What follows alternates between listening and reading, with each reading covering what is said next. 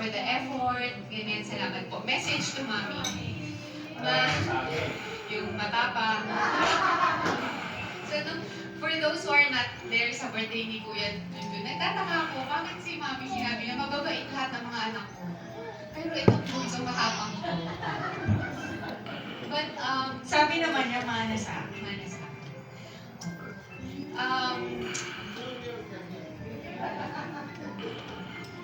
Ma, happy birthday.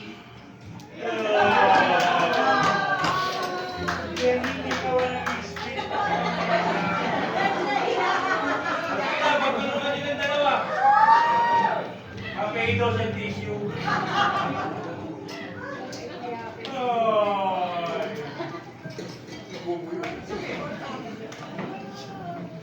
Hindi, thank you. Si Joanne, pinakamalapit niya sa amin. Kasi di ba, anim po kami, yung age namin magkakasunod. So, kung ano yung nararamdaman ni Joanne, minsan gusto ko ma-feel, pero hindi ko ma-feel eh.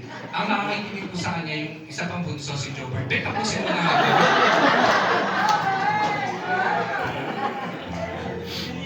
Dalas, Tito Jay yata eh. Si Mami kasi, ano po yan eh, ano ko lang, parang ngayon po kasi, nung bata kami, parang ang dami namin, parang sinasabi, bakit ganon, anim kami, isipin nyo yung hotdog dati, yung regular na hotdog na ano, parang isa-isa lang kami. Tapos, parang sabi namin, may pambili naman sila, bakit gano'n? Ngayon, nare-realize namin na yung tinuro sa amin ng mga magulang namin, na magagamit pala namin ngayong magulang na kami.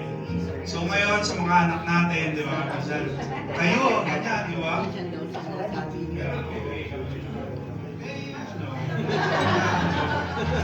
Nagawa ko ano. Hindi, thank you sa pag-alaga sa amin, sa pagpapalaki sa amin ng maayos, mga professional na kami na walang ginagawa.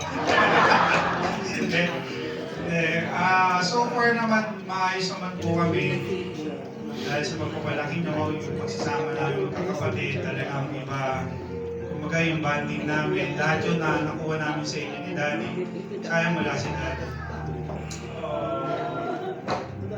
Pero yun po, happy birthday. Sana happy ka man sa munting birthday celebration.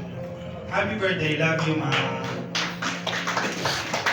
Sarap pala ng ganitong program, yung parang hindi mo alam yung mangyayari kasunod. Di ba, Doktora? Bigyan po natin ang moment si Doktora.